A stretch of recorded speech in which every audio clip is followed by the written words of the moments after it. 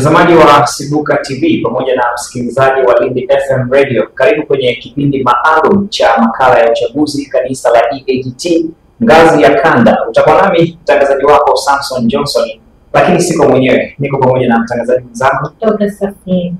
Lakini pia tutakuwa na mkurugenzi wa kurugenzi ya mipango, miradi na maendeleo, Mchungaji Profesa Binangwa Fulgence, ambaye yeye atatupitisha kuweza kufahamu zaidi kuhusiana na uchaguzi wa kanda ndani ya kanisa la EAGT. Mchungaji, tulikusikia mara ya mwisho tulipozungumza na wewe wakati ukizungumza kuhusu uchaguzi wa kamati kuu wa kanisa la EAGT. Uligusia kuhusu uchaguzi wa kanda. Tungependa kufahamu, je, uchaguzi huu wa kanda ambao uligusia kipindi kile umeshaweza kukamilika? Ndio, uchaguzi wa kanda umekamilika na tumeweza kupata viongozi ngazi ya kanda 52. Na hawa viongozi kuongeza na kamati kuu na kurugenzi ngazi ya taifa, wote kwa pamoja ndio wanatengeneza halmashauri kuu ya kanisa la EAGT. Sasa hapo kabla hatujasonga mbele, kuna tofauti gani kati ya uchaguzi wa kanda na ule uchaguzi uliofanyika wa kamati kuu? Kwa kiasi fulani uchaguzi wa ngazi ya kanda ni mwendelezo tu, lakini uchaguzi wa kamati kuu ni unachagua viongozi ambao ndio ngazi ya juu kabisa, na viongozi wa kanda ambao ni askofu wa kanda, makamu wake, katibu wa kanda na mweka hazina wa kanda ndio wanawasaidia. Ni kama daraja kati ya kamati kuu na ngazi ya majimbo na wachungaji. Na uchaguzi huu ulikuwa unamlenga nani? Ulikuwa anachaguliwa nani na nani hasa? Kama nilivyogusia, alikuwa anachaguliwa askofu wa kanda, makamu askofu wa kanda, katibu wa kanda na mweka hazina wa kanda. Tunafahamu kanisa la EAGT lina majimbo pia. Tungependa kuweza kufahamu, je, uchaguzi huo uliweza kuhusisha majimbo pia ama ulikuwa? Hapana, hao viongozi ambao ni viongozi wa ngazi ya kanda wakishachaguliwa ndio hasa wanahusika na kusimamia uchaguzi wa viongozi ngazi ya majimbo. Na wenyewe hivyo hivyo, kule kuna askofu wa jimbo na makamu askofu wa jimbo, katibu wa jimbo na mweka hazina wa jimbo. Tunakumbuka mara ya mwisho uchaguzi wa kamati kuu uliweza kufanyika Dodoma.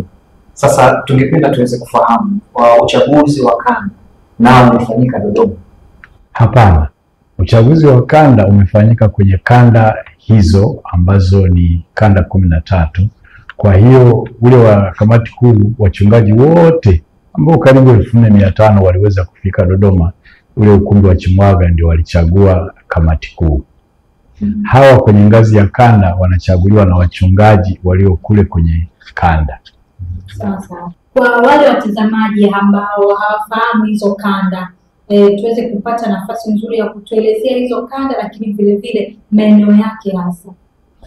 Kama nilivyosema, tuna kanda 13 na hizi kanda zinahusika kwenye mikoa mbalimbali. Kwa mfano, kanda ya kaskazini ni mikoa ya Tanga na Kilimanjaro na ina majimbo 7. Halafu kuna kanda ya kati ambayo inahusu Dodoma na Singida na Manyara, hiyo ina majimbo 10. Na kanda ya kusini ina majimbo 5, inahusu Lindi na Mtwara. Lakini tunayo kanda ya magharibi ambayo ina majimbo kama 8 hivi, ambayo inahusu mkoa wa Tabora na mkoa wa Kigoma. Halafu tuna kanda ya mashariki ambayo inahusu Dar es Salaam na Pwani, ina majimbo kama 8. Alafu tuna Morogoro ambayo hasa ni mkoa mzima tuseme, ina majimbo 6. Na tuna kanda nyingine ya nyanda za juu kusini kati ambayo inachukua mkoa wa Songwe na mkoa wa Mbeya, hii ina majimbo 11. Alafu kuna nyanda za juu kusini mashariki, hii ni mkoa wa Njombe, mkoa wa Lindi, ina majimbo karibu 8-9 hivi. Alafu kuna nyanda za juu kusini kati, kama nilivyosema, inapakana na Ziwa Rukwa. Ziwa Rukwa kanda iliyo kule inachukua mkoa wa Katavi na mkoa wa Rukwa wenyewe. Lakini kuna Ziwa Magharibi ambayo inachukua mkoa wa Shinyanga mkoa wa Kagera na mkoa wa Geita. Alafu tuna Ziwa Mashariki ambayo inachukua mkoa wa Mwanza na Simiyu na Mara. Alafu na Zanzibar ambayo ni mikoa yote ya Tanzania visiwani. Na kwa ujumla nadhani ndio hizo kama nimeweza kuzikamilisha. Asante mchungaji. Mtazamaji wa Sawuga TV, lakini nadhani pia nawe umesikia kanda hizo. Tungependa kuweza kufahamu, je, uchaguzi ulifanyikaje? Je, ilikuwa ni kwa njia ya mtandao ama viongozi wa kamati waliweza kufika kwenye kanda hizo? Viongozi wa kamati kuu tunasema waliweza kusafiri kwenda kwenye kanda husika, na kanda husika iliamua ni sehemu gani uchaguzi utafanyika. Kwa hiyo wachungaji wa kanda hiyo walikusanyika. Kwa mfano, kanda ya Ziwa Magharibi waliamua wakusanyike Geita, kanda ya Ziwa Mashariki walikusanyika Mwanza. Kwa hiyo sehemu mbalimbali, wale wa kusini walikusanyika Masasi. Kwa kamati kuu ilisafiri kwenye hayo maeneo kwa njia mbalimbali. Wengine walisafiri kwa njia ya ndege. Kanisa tulete maendeleo, tulete maendeleo. Wachungaji tulete maendeleo, tulete maendeleo. Watumishi tulete maendeleo, tulete maendeleo. Wainjilisti tulete maendeleo, tulete maendeleo. Maaskofu tulete maendeleo, tulete maendeleo. Maendeleo kwa kanisa letu, tulete maendeleo. Maendeleo kwa kanda zetu, tulete maendeleo. Maendeleo kwa taifa letu, tulete maendeleo.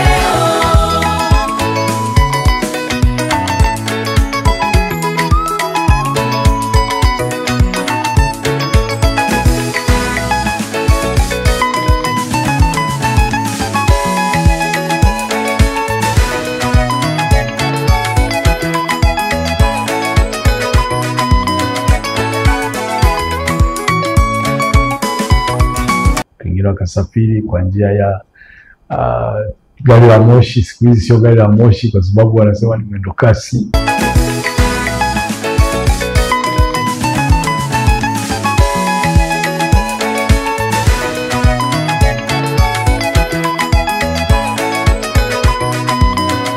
Wengine walisafiri kwa magari.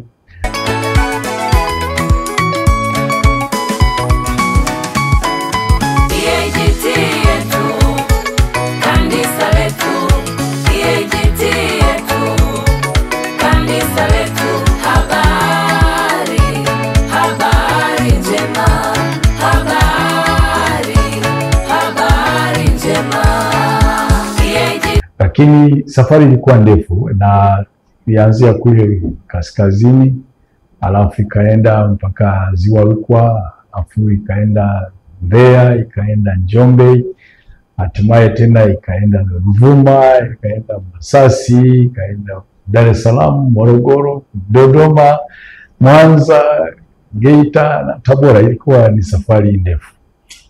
Mchungaji, tungependa kufahamu kutokana na kwamba viongozi wa kamati kuu wamebarikiwa umri kidogo, ilikuwa ni safari ndefu ama ngumu kiasi gani kwa umri wenu? Kwa umri wa kamati kuu ilikuwa ni kazi, kwa sababu nchi hii unaona ni kubwa, tumepata neema, ni nchi kubwa kweli, lakini kwa sababu neno la Mungu limetuambia kutoka Wafilipi sura 4 mstari 13 kwamba nayaweza mambo yote katika yeye anitiaye nguvu. Kwa hiyo walisafiri, nilikuwa nao, niliona hawakuchoka, walijitahidi kuweza kuzunguka nchi nzima. Lakini hii inalenga kuonyesha nafasi na umuhimu wa uongozi katika dhehebu letu, kwamba tunathamini sana nafasi ya uongozi, na baadaye labda nitagusia katika dira yetu kuna nguzo tatu. Moja ni uongozi, na nyingine utakatifu na utoaji. Sasa nafasi ya uongozi ni muhimu, ndio maana walijitoa wakazunguka nchi nzima kuhakikisha tunapata viongozi ngazi ya kanda. Umeeleza pia, bado tunapenda kufahamu hapo kwamba safari hii ilikuwa ni mfululizo. Ina maana hamkupumzika ama hamkupata muda wote wa kuweza kupumzika kwa siku hizi za uchaguzi? Katika ratiba nadhani ilikuwa imepangwa kuanzia kwenye tarehe 21 hivi Oktoba, mpaka imeisha karibu tarehe 25 Novemba. Lakini kuna kipindi fulani siku kadhaa wakati wa uchaguzi wa kitaifa, sasa hii ni upande mwingine, kamati kuu ilipumzika kidogo. Lakini kuna mahali kamati kuu ilikuwa inapumzika, inalala, asubuhi wanaamka wanaendelea kazi. Kuna mahali uchaguzi ulikuwa ukiisha, safari inaendelea. Kwa hiyo ilikuwa jambo kubwa, lakini lilifanyika kwa msaada wa Bwana. Tunamshukuru Mungu kwa sababu katika safari zote zile karibu mwezi hatukupata dharura wala ajali, na Mungu alitufunika. Tunapata nafasi nzuri kuweza kufahamu jinsi vile safari ya uchaguzi wa kanda namna ambavyo ulikuwa unaanza. Lakini sasa kwa wakati huu pia mkurugenzi, utupitishe kutuambia mchakato ule uliweza kufanyika wa uchaguzi ulikuwaje hasa? Mchakato ulikuwa mrefu lakini mzuri. Katika utaratibu ambao tumetumia sehemu nyingi, kulikuwa kuna kuwepo na kupokelewa, kamati kuu inapokelewa na viongozi wa kanda ambao walikuwa wanamaliza kipindi chao. Alafu wakati mwingine askofu mkuu kwa niaba ya wote aliweka sahihi kwenye kitabu cha wageni. Alafu tuliingia ndani, ikawepo utambulisho ambao ulifanyikwa na viongozi wa kanda, na wakati mwingine katibu mkuu. Wajumbe, Bwana Yesu asifiwe. Kwa niaba ya kamati kuu, nitoe shukrani za kumaanisha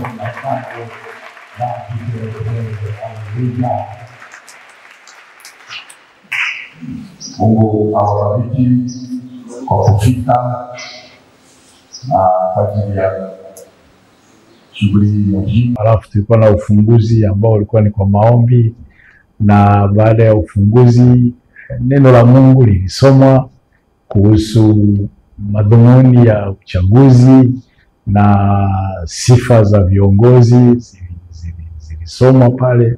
Katika kuomba na kuhudumia lile neno. La mwisho Isaya 55:4. Isaya sura ya 55 mstari wa 4.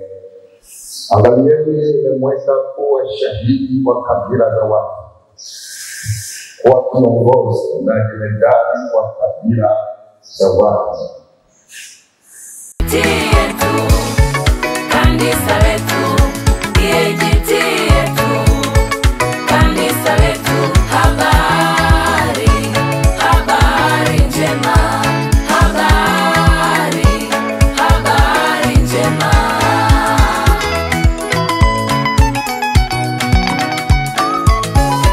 Utakatifu, utii, uongozi, utoaji, hizo ni nguzo zetu. Utakatifu, utii, viongozi, utoaji, hizo ni nguzo zetu. Tutoe sadaka kwa ajili ya Injili, tutoe sadaka ya maendeleo, sadaka ya uongozi, tutoe sadaka kwa ajili ya Injili, sadaka ya maendeleo. Toa sadaka yako, utabarikiwa na Mungu Baba. Toa sadaka yako, utabarikiwa na Mungu Baba. Watu wote tutoe sadaka, Tulete maendeleo, wachungaji tutoe sadaka, tulete maendeleo, wainjilisti tutoe sadaka, tulete maendeleo. maaskofu. Na baada ya hiyo sasa ilifika kipindi ambacho walichaguliwa wachungaji wasimikwa kufuatana na ukubwa wa kanda, pengine 5, pengine 6, pengine 10. Hawa wachungaji walikuwa kwenye makundi mawili. Wengine waligawa zile karatasi za kupiga kura na kuzikusanya. Injili, tutoe sadaka ya maendeleo, uongozi. Tutoe sadaka kwa ajili ya Injili, sadaka ya maendeleo. Toa sadaka yako, utabarikiwa na Mungu Baba. Toa sadaka yako, utabarikiwa na Mungu Baba. Watu wote tutoe sadaka, tulete maendeleo. wachungaji tutoe sadaka, Tulete maendeleo. wainjilisti tutoe sadaka, Tulete maendeleo. maaskofu tutoe sadaka. Tulete maendeleo. Toa, toa, Tulete maendeleo. toa ulicho nacho. Tulete maendeleo.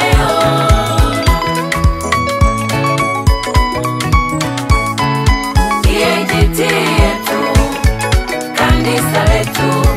EAGT yetu, kanisa letu. Habari, habari njema. Habari, habari njema. EAGT yetu, kanisa letu. EAGT yetu, kanisa letu. Habari, habari njema. Habari, habari njema.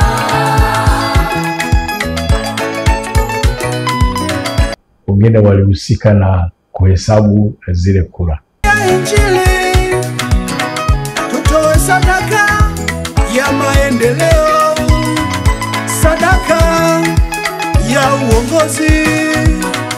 Tutoe sadaka kwa ajili ya Injili, sadaka ya maendeleo. Toa sadaka yako, utabarikiwa na Mungu Baba. Toa sadaka yako, utabarikiwa na Mungu Baba. Watu wote tutoe sadaka, Tulete maendeleo. wachungaji tutoe sadaka, Tulete maendeleo. wainjilisti tutoe sadaka, Tulete maendeleo. maaskofu tutoe sadaka. Tulete maendeleo. Toa, toa, Tulete maendeleo. toa ulicho nacho. Tulete maendeleo. Na baada ya kufanya hiyo hesabu kipindi hicho sasa, kulikuwa na mapumziko kidogo, na wakati wa mapumziko kuna shughuli nyingine ziliendelea, na hizo shughuli naweza pia nikazitaja, lakini wachungaji waliendelea kuimba, wengine waliendelea kuomba, wengine waliendelea kusifu, mradi tu ilikuwa ni kipindi cha kusubiri matokeo ya uchaguzi.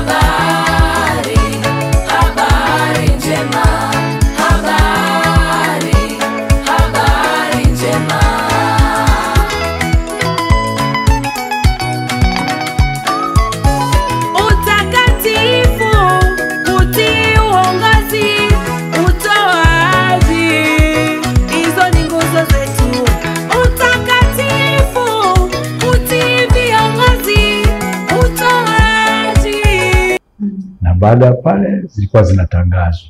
Tangaza Mchungaji Musa Maseno kuwa makamu askofu wa kanda kwa kweli.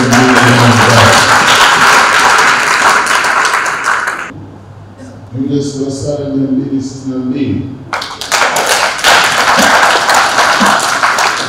Tunatangaza Julius Nasale kuwa katibu wa kanda ya kati kwa kura 262. wetu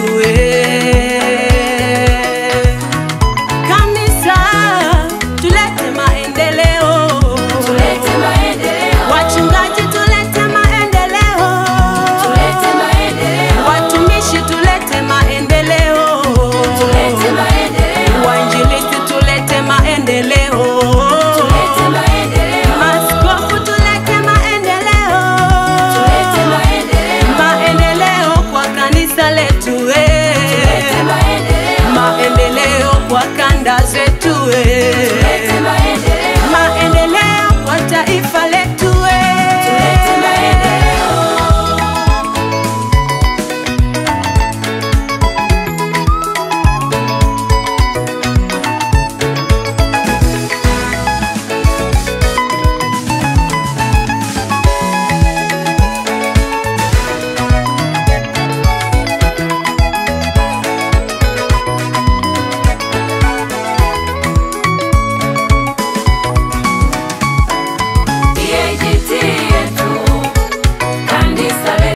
Na tulikuwa na utaratibu kufuatana na katiba yetu, mshindi lazima awe amepata theluthi mbili za wajumbe waliopiga kura, na kama ikishindikana ilirudiwa tena, na kama ikishindikana ilirudiwa tena, na hatua hiyo yule ambaye alipata zaidi ya nusu ya kura litangazwa.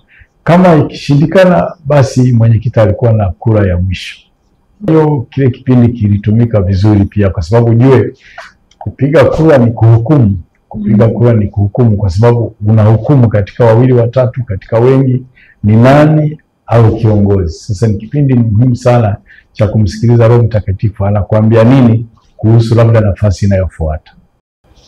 Mchungaji, ni kukatisha, umesema zoezi hilo pia ni kama kuhukumu.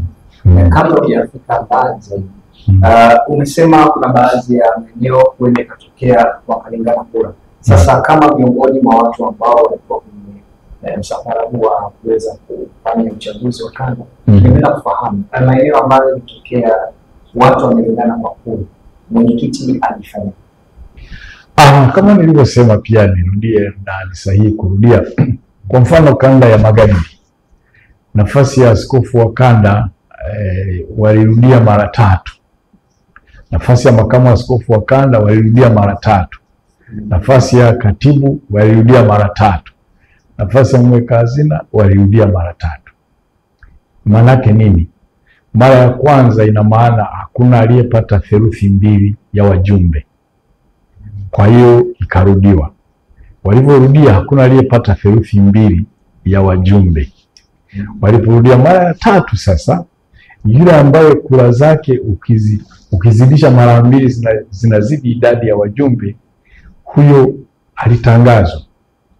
Lakini kama ingetokea tena asipatikana anayepata zaidi ya nusu, basi ingebidi mwenyekiti hao afanye kura ya kufanya maamuzi. Lakini wakati wote mwenyekiti alikuwa anawashirikisha wajumbe kuhusu hatua hiyo, na alikuwa anasoma katiba, kwa sababu katiba inao mwongozo namna ya kufanya maamuzi.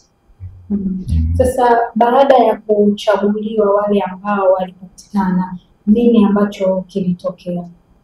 Baada ya kuchaguliwa, hatua ilikuwa inafuata, waliitwa mbele ili wawaone, wajumbe wawaone, halafu wakawekewa mikono na askofu mkuu kama mwenyekiti au makamu askofu mkuu kama mwenyekiti.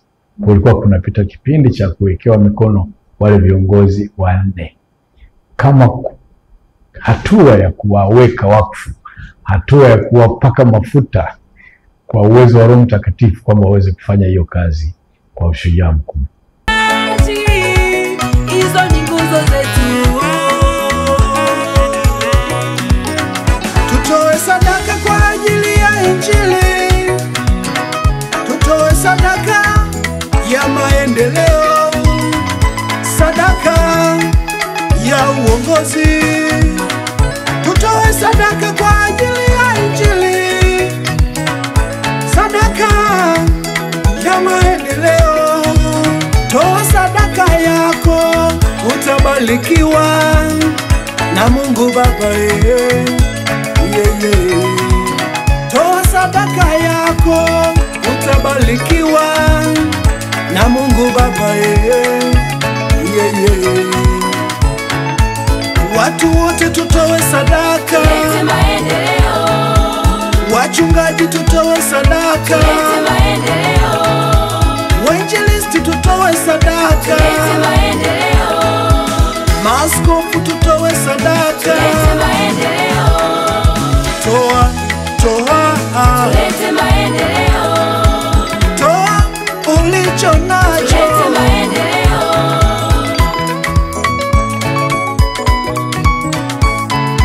EAGT yetu, kanisa letu, EAGT yetu, kanisa letu.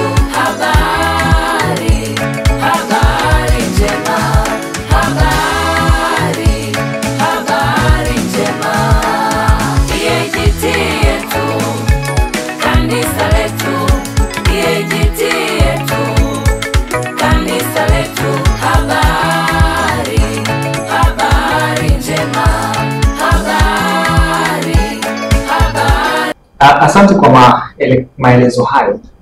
Umesema kwamba kutokana na utaratibu kuna wakati itabidi mwenyekiti aweze kupiga kura ya mwisho kuweza kuamua. Tungependa kufahamu kidogo, je, jambo kama hili wakati huu lilitokea kwenye kanda yoyote?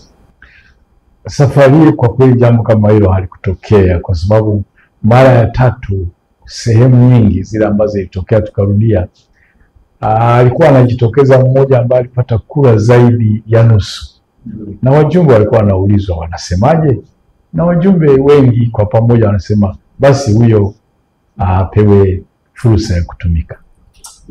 Sasa mchungaji, kama tunavyofahamu ya kuwa wewe ni mkurugenzi wa kurugenzi ya mipango miradi na maendeleo MIPA, tungependa kufahamu pamoja na watazamaji wa Sibuka TV na wasikilizaji wa Lindi FM Radio, katika safari hii kulikuwa na jukumu gani? Katika safari hii askofu mkuu aliniteua niandamane na kamati kuu, hasa nikiwa na jukumu la kuanzisha na kuendeleza kurugenzi ya mipango miradi na maendeleo. Kwa hiyo nilikuwa naambatana na kamati kuu kueleza dira ya kanisa au mpango mkakati wa miaka 15 ambao nilishiriki wakati ule nikiwa kama mshauri mwelekezi kuandaa pamoja na viongozi wengine kwa ajili ya kanisa la EAGT. Na najua ni kwa neema, kwa sababu nimepata nafasi ya kufanya mipango mikakati mingi sehemu mbalimbali. Vuka basi tupige hatua twende mbele. Wote pia mnafahamu tunaposema dira, mimi najaribu kufikiria hao viongozi wetu kuliongoza kanisa ambalo halijui linakoelekea. Jaribu kufikiria na hawa waliochaguliwa kuongoza wachungaji na washirika ambao hawajui tunaelekea wapi. Fikiria hiyo kazi. Kwa sababu ukiona mtu anakimbia, mambo mawili ni muhimu. Ama anakimbizwa, ama anakimbiza. Au anafukuzwa, au anafukuza. Au anasukumwa, au anasukuma. Ukiona mtu anakimbia, ujue kuna mambo mengi unabidi ya tafsiri. Bwana tusaidie sana. Bwana Yesu atusaidie sana. Kwa sababu inawezekana hawa wanaomba, wanafunga na ni sawa kabisa, lakini hawajui mnawafuata au mko mnawafukuza. Kitu mwachagua tena. Haijatosha. Unaweza kuwa unamchagua mtu ili ataondoka tu. Kamtia mbele. Wacha kateseke. Lakini pamoja na hiyo, mimi naamini kabisa nia yenu ya kuwachagua viongozi ni njema. Ndivyo unavyoamini. Askofu wao anapenda kusema uongozi ni kubeba gunia lenye misumari. Sasa sijajua ni misumari ile ya inchi 3 au inchi 5 au misumari ya aina gani. Lakini najua misumari kwa vile wewe inapita kwenye yale magunia itakuchoma tu. Bwana tusaidie sana. Kwa mimi nataka niongelee, nikisema saa moja ni sawa, lakini najua yako mengi. Kwa kweli unapokuwa kiongozi, sijajua ni kazi ngumu sana. Bwana tusaidie sana. Lakini pia nimeona tumehesabu vizuri. Sasa kuhesabu kwani kuna nini? Tumehesabu. Tumetangaza. Lakini je, kinachofuata baada ya hapa? Maana mtu akasema unajua haijalishi ulikotoka sio shida. Ulikosimama sio tatizo. Lakini toka sasa hawa viongozi tuliowachagua wanaelekea wapi? Tutaona wanakimbia hivi, tutakuwa tunawafukuza au tunawafuata? Usipate usingizi kwa sababu mtu mmoja akisinzia wote tunasimama.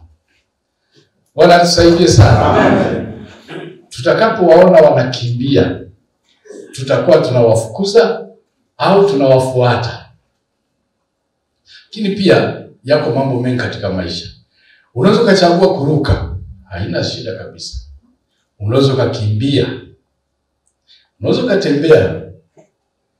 Unaweza kutambaa. Lakini usisimame. Ndio maana tulipoanza wakati ule mimi sikuwa tayari kusimama. Hata kama tuliendelea kutambaa, sikukubali kwamba tusimame. Bwana tusaidie sana. Amen. Siku moja natoka Masasi na kuja huko. Mwanzo pale. Sasa tulikuwa tumetofautiana katika mawazo. Kwa hiyo na mimi nikasema kama hizi tofauti ni muhimu, basi na mimi nitafunga na kuomba kwa ajili ya hii kazi. Lakini nilikuwa nazunguka sehemu nyingi. Sasa tumemaliza kabla tujaingia kwenye zile kona nyingi. Unajua kuna kona nyingi. Sasa kwa sababu nilikuwa na mimi humo mjiani na mimi nafunga na kuomba. Watu si wanakula mayai. Unajua mayai yaliyochemshwa? Mnayafahamu lakini. Ile pumzi ya nyuma huwa ni kali. Sasa mle ndani wengine si unajua shibe wanaachia ile pumzi. Na mimi nikajisikia vibaya kwa sababu unajua ukiwa tena naomba umefunga nikana si mama hata sita kumbukumbu nzuri. Lakini alikuwa mwanamke hiyo najua kwa mavazi. Nikamwambia binti yangu naomba ufungue dirisha nipate hewa. Akasema wewe mzee, kama unataka hewa safi umekuja na gari lako mwenyewe. Au unakuja Songea. Bwana Yesu atusaidie. Nataka kusema usisimame, endelea hata kutambaa. Bwana atusaidie sana. Kwa mimi ninacholeta hapa ni kwa niaba pia ya viongozi wetu. Kwa sababu sasa kila mtu akisema saa nzima hatutamaliza hapa, si ndio jamani? Lakini sasa ni kwa niaba pia ya hawa na wale ambao watafuata. Tumekwisha amua na viongozi 242 walikubaliana, na mnajua ni kuwakumbusha tu, walikubaliana kwamba jamani, hapa tulipofika kanisa letu twende hivi miaka 15 ijayo. Na nimekueleza kwa neema na baraka kwamba tunaongezeka katika kuokoka, katika kuzaa na kuhamia. Unajua tunaongezeka. Sasa kama hatujui tunakoelekea, bila shaka tutapishana huko njiani. Bwana asifiwe sana. Ndio asili ya kusema tuwe na mwelekeo. Twende hivi. Tutaendaje? Na kwa mfano wa mchwa, haya mate kidogo tutatengeneza kisuguu kikubwa. Na ngoja nikueleze, ukikibomoa kile kisuguu, asubuhi utakuta kimeanza kujengwa. Ndio maana ilipotokea ile fikisu mimi sikukata tamaa. Nikatoka nikaenda Njombe.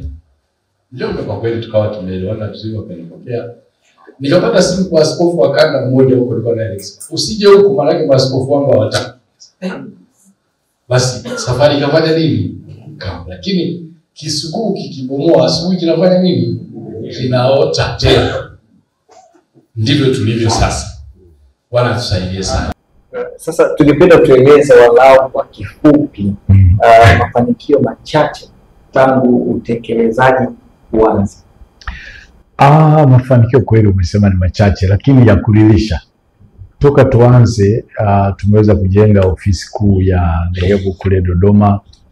Toka tuanze tunajenga mabweni ya chuo cha Biblia, na toka tuanze tumeweza kununua nyumba hii ambayo sasa tuko mnanihoji, na manake tuna nyumba ya mawasiliano kwa ajili ya kanisa letu. EAGT yetu, kanisa letu, habari, habari njema, habari, habari njema.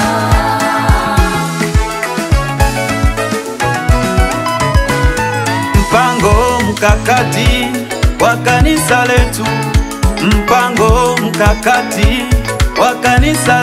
Tumeanzisha chombo kama hiki cha Siguka TV na Lindi FM Radio letu, mpango wa miaka 15, mpango wa miaka 15, EAGT. Kujenga shule, kujenga hospitali, kumiliki ardhi na vyombo vya habari ni mpango wetu. Toka tuanze tunayo ardhi, tumenunua ardhi kule Morogoro na kule Dodoma. Toka tuanze tumeweza kujenga mabweni ya shule ya Kahama ya sekondari, na tumejenga bwalo kule.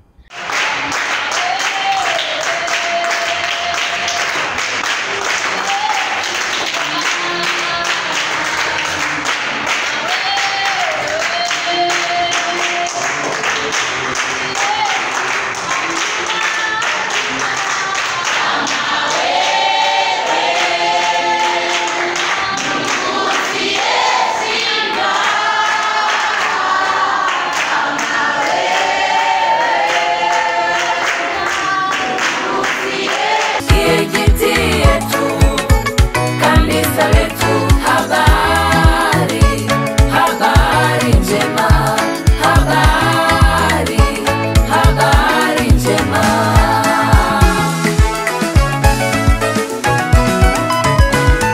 Mpango mkakati wa kanisa letu, mpango mkakati wa kanisa letu, mpango wa miaka 15. Uongozi wa shule ya sekondari Oasis iliyopo mjini Kahama, Shinyanga, ambayo kwa sasa inamilikiwa na kanisa la EAGT, unapenda kuwatangazia nafasi za masomo kwa kidato cha kwanza hadi cha 4 kwa mwaka wa masomo 2024-2025. Shule ni ya kutwa na bweni, pia ni ya mchanganyiko ya wavulana na wasichana, na tunapokea wanafunzi kutoka madhehebu yote. Shule inafundisha michepuo ya sayansi, biashara na sanaa, na tuna mazingira mazuri ya kujifunzia, na pia shule ina uzio wa kuzunguka shule yote na kufanya mazingira salama kwa mwanafunzi. Tuna walimu mahiri waliobobea na wenye ujuzi wa hali ya juu katika ufundishaji. Karibu Oasis Sekondari kwa taaluma bora na malezi ya kimwili na kiroho pia. Kwa maelekezo zaidi piga simu namba 0759474770 na 0684681167.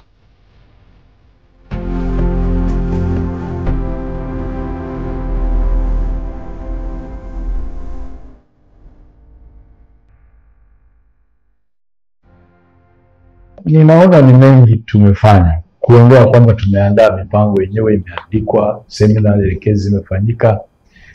Ninaona ni mambo mengi tumefanya. Tuna kila sababu ya kumshukuru Mungu kwa hizo sadaka chache ambazo tumezikusanya, basi zimefanya kazi kubwa. Yote kwa yote, tuna kila sababu ya kumshukuru Mungu kama mkurugenzi alivyosema, yawe mengi yawe machache, lakini tunaamini kwamba bado tuna nafasi nzuri kabisa ya kufikia kile ambacho tunakitarajia. Mimi nikirudi katika uchaguzi, mkurugenzi, baada sasa waliochaguliwa kupatikana, wewe tunatamani kujua uliwaambia nini hasa viongozi wake baada ya viongozi kuchaguliwa? EAGT yetu, kanisa letu, habari, habari njema, habari, habari njema.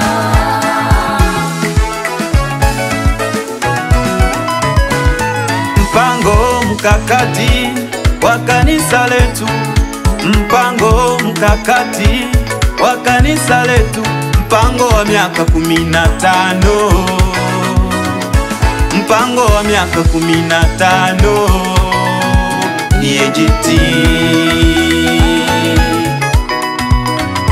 Kujenga shule, kujenga hospitali, kumiliki ardhi na vyombo vya habari ni mpango wetu. Kanisa, tulete maendeleo. Tulete maendeleo. Wachungaji, tulete maendeleo. Tulete maendeleo. Watumishi, tulete maendeleo. Tulete maendeleo. Sasa niongee mambo kidogo ya kifalsafa. Unajua, mtu unakotoka si muhimu sana, na mahali uliposimama sio muhimu sana, ila tangia pale unaelekea upande upi. Sasa hawa viongozi baada ya kuchaguliwa, mimi nafikiri kuchaguliwa si tatizo kubwa, lakini sasa watafanya nini baada ya kuchaguliwa? Kuna maeneo machache naweza kuyataja. Hawa viongozi ni ngazi ya kanda, na baadaye kama nilivyogusia wataenda kuchaguliwa ngazi ya jimbo. Sasa utaona kanisa letu lina dira ya miaka 15. Manake wajibu wa kamati kuu ilikuwa ni kuhakikisha tunayo dira. Dira ipo. Sasa wajibu wa viongozi hawa waliochaguliwa ni kuhakikisha dira inaeleweka, inafahamika na inasimamiwa. Lakini wajibu wa wachungaji sasa ni kuitekeleza hiyo dira. Kwa hiyo kazi mojawapo ambayo niliwaeleza watumishi wa Mungu ni kuhakikisha wanaisimamia dira ya kanisa kwenye maeneo yao, wakiwa pamoja na wale ambao watachaguliwa kwenye majimbo. Kwa hiyo ni kazi kubwa ile, kwa sababu kuisimamia haitoshi, kuitathmini na kuifuatilia. Na hiyo inahusu kuhakikisha kwamba semina elekezi ngazi ya majimbo zinafanyika, ambazo sasa tunakuwa na wachungaji wote, mama wachungaji, wazee wa kanisa, mashemasi, viongozi wa idara na waratibu. Kwa hiyo ilikuwa ni kazi muhimu sana kwamba waifanye, na iko mbele yao. Na ndio maana wengine waliokuwepo sasa wamerudi, kwa sababu bado ni mpango wa Mungu warudi ili wamalizie kazi iliyobaki, sababu haikuisha. Kwa hiyo na kwa upande wa sadaka, basi wana wajibu wa kuhakikisha sadaka zinakusanywa ili kufika mwaka kesho tarehe 31 mwezi wa 3 ambao ndio mwisho wa mwaka ziwe zimekamilika. Kazi nyingine ambayo wana wajibu wa kufanya ni kuhakikisha kwamba idara za mima zinaanzishwa kwenye makanisa, kwa sababu mima ndio kurugenzi sasa ambayo itahusika na miradi, mipango na maendeleo kila kanisa. Kuna makanisa mengine hawajaanza, kuna majimbo mengine hazijaimarishwa. Kwa hiyo viongozi hao waliochaguliwa wana wajibu wa kuhakikisha kwamba idara za mima zinaanza katika makanisa yetu yote na katika majimbo yetu yote ambayo ni 99. Lakini kuna jukumu jingine ambalo inabidi wafanye hawa viongozi, kwamba sasa waanze kutumia takwimu kufanya maamuzi. Unajua kiongozi yeyote kama hatumii takwimu anyamaze tu. Kwa sasa wana kazi ya kutafuta takwimu na kuhakikisha wanazitumia katika kufanya maamuzi. Ni takwimu gani? Kwa mfano tunasema makanisa yetu yaanzishe lishe kwa watoto chini ya miaka 5. Wasimamie kuona kama lishe inaanzishwa. Makanisa yetu yaanze mafunzo kuhusu maendeleo, mambo ya fedha, mambo ya akiba yafundishwe. Makanisa yetu yahubiri Injili. Kwa hiyo kazi nyingine muhimu ni kuhubiri Injili. Mnajua, mnafahamu bado vijana, mnafahamu matatizo ni mengi kule nje. Tunapoongelea madawa ya kulevya, tunapoongelea ushoga, tunapoongelea wizi, tunapoongelea uongo, udanganyifu, matatizo bado ni mengi kule nje. Maanake bado tunahitaji kuhubiri Injili ili matatizo yapungue. Lakini watu wana shida, kuna watu wanaumwa, yako magonjwa mengi ambayo huwezi kutibu hospitali. Ndio kazi ya kuhubiri Injili, watu wapate habari njema. Lakini kama mchungaji nina wajibu wa kusema kila mtu amekuja hapa kwa kusudi maalum na ana kipindi maalum, na hicho kipindi kitaisha. Sasa swali, je, kipindi chako maalum umekitumiaje? Na baada hapo unaenda wapi? Unajua kuna wengine wanakuepesha lakini wanasahau kwamba mwanadamu yuko hapa kwa muda. Sasa tunahitaji tuwape habari njema ya wokovu ili watu watengeneze maisha yao, ili wakienda huko watakakoishia wawe salama. Kwa hiyo kazi ya kuhubiri Injili bado ni kazi kubwa, kuhakikisha kwamba viongozi wetu wanaisimamia. Na jambo jingine ni hawa ni viongozi wa kiroho pia. Kwa hiyo tuna maadili ambayo yametokana na misingi ya kanisa letu. Tunayo misingi 16, lakini tunayo maadili 7. Wajibu wa viongozi hawa ni kuhakikisha ya maadili ya kanisa yanasimamiwa na watu wanayaishi. Kwa mfano, tunasema watu wahudhurie ibada zote zilizopangwa, watu watoe zaka, watoe sadaka, watu wafunge na kuomba, watu wasome neno la Mungu, watu washuhudie, watu watoe shukrani. Ni maadili ambayo tunadhani sasa imefika wakati viongozi wanaokuja wawe wasimamizi wa haya maadili ili kanisa letu liweze kusonga mbele. Asante baba kwa maelezo hayo. Tungependa kumalizia kufahamu baada ya hayo yote nini ambacho kiliweza kutokea sasa? Baada ya hayo yote tulisimama tukamshukuru Mungu kwa kumaliza uchaguzi vizuri kwa kila mahali. Kwa hiyo ilikuwa muhimu, ndio maisha yetu. Mungu amesema shukuruni kwa kila jambo, hayo ndio mapenzi yake. Kwa hiyo uchaguzi uliisha kwa kumshukuru Mungu. Maaskofu tutoe sadaka, toa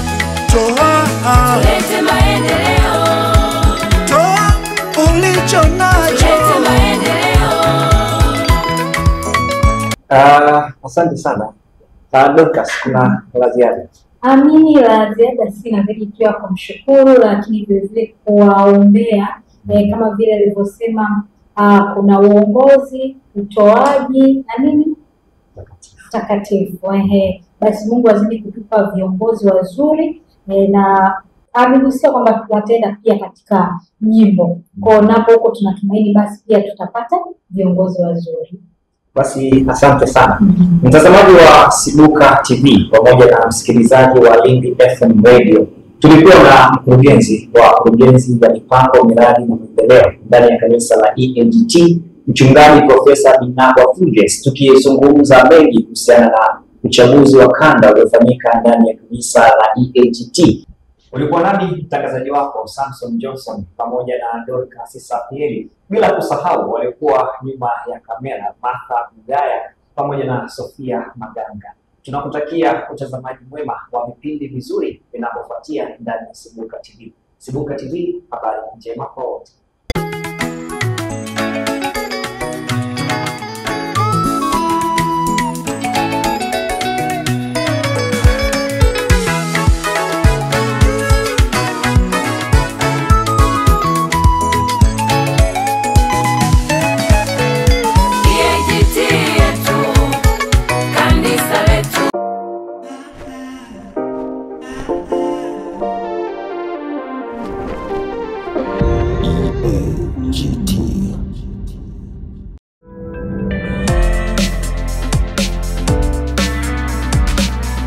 Sibuka TV.